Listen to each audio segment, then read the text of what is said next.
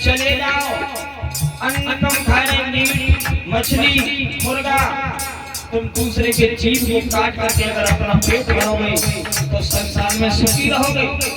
अरे तुमसे तो अच्छा पशु है, अगर उसकी नाक में मांस डाल दिया जाए पीछे हट जाएगा, खाएगा नहीं, लेकिन तुम तो बाबू खाओगे। धन्य कलियुग महाराज, तुम्हारा प्रकोप बहुत है। दारू पी ले, घर पे आवे, रास्ते में आवे तो उनके बड़ों सेठ कोई ना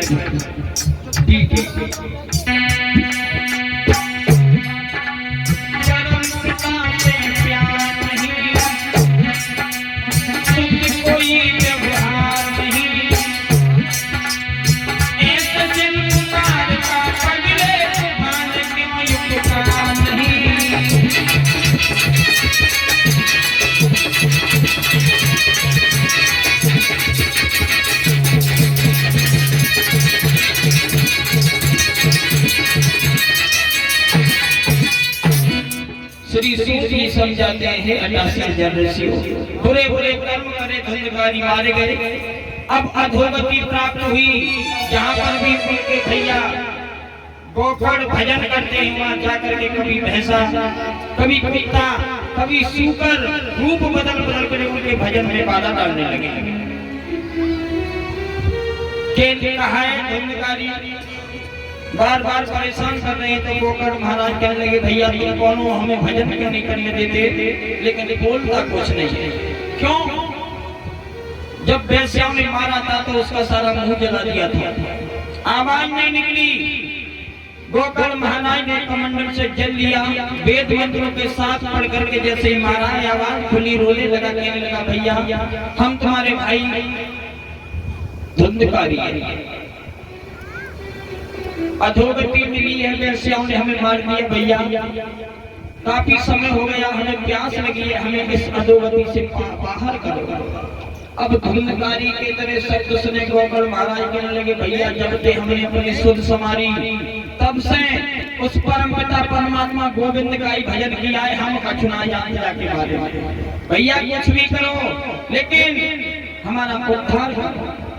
उसी समय विद्वानों से पूछा है, विद्वानों ने बताया है गोकर्ण अगर तुम अपने भाई को इस श्रीमद् भागवत सप्ताह का पान कराओगे तो हो सकता है उन्हें मुक्ति मिल जाए। उसी समय गोकर्ण ने ये श्रीमद् भागवत का अनुष्ठान रचवाया तो एक 7 गांठ के पास में धुंधकारी को स्थान दिया। पहले दिन की कथा हुई, धुंधकारी ने बड़े ध्यान पूर्वक सुनी, बांस की पहली गांठ चटक गई।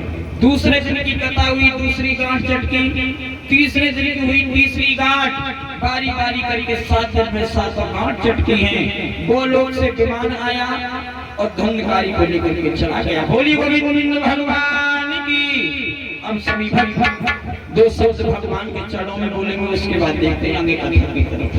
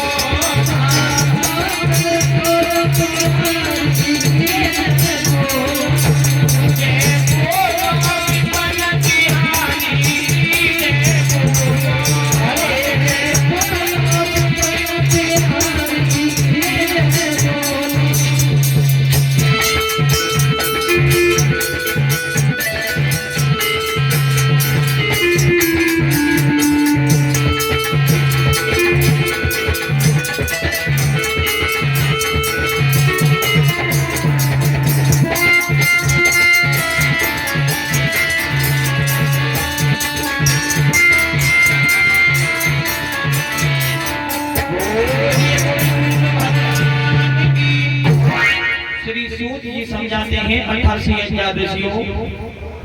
महाभारत के बीच दो पक्षों का युद्ध था, एक तरफ धर्म था और एक तरफ अधर्म था। 100 कौरव अधर्म के धनी थे, 5 पांडव धर्म के धनी थे। 18 दिन तक युद्ध चला। 18 दिन के अंदर 18 अक्षौणी सेना का विनाश हुआ, जिसमें एक अक्षौणी सेना की गिनती होती है 2,18,700। एक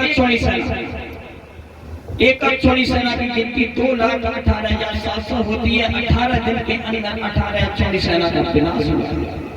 जितने भी वीर थे वीर गति को प्राप्त कर चुके थे। रात्रि का समय था। अकेले दुर्योधन बचे थे, सोचने लगे हैं सुबह होते ही 5 पांडव मुझे घेर करके मार देंगे। उसी समय सोच करके उस रण को छोड़ करके भागे।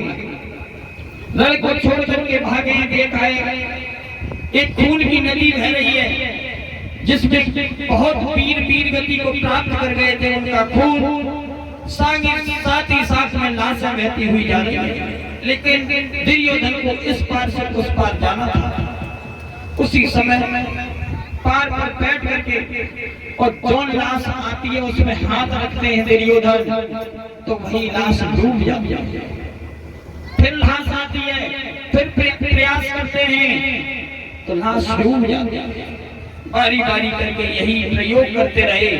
क्यों उस तरफ जाना है, भय बैठा हुआ है कि सुबह होते ही 5 पांडव मार देंगे। एक लाश आई, दुर्योधन ने हाथ रखा, वो वजन सहन कर गया। पैर रखा, एक पैर का वजन सहन कर गई। धीरे धीरे दुर्योधन ने अपने सारे शरीर का वजन रख दिया, लेकिन वो लाश दुर्योधन के पूरे शरीर सहन कर गया। जब लाश ने वजन को सहन किया है तो उसी लाश पर बैठ करके दुर्योधन आज नदी के इस पार से उस पार गए, पार पर निकल गए। सोचने लगे ऐसा कौन वीर पुरुष है जिसने मरने के बाद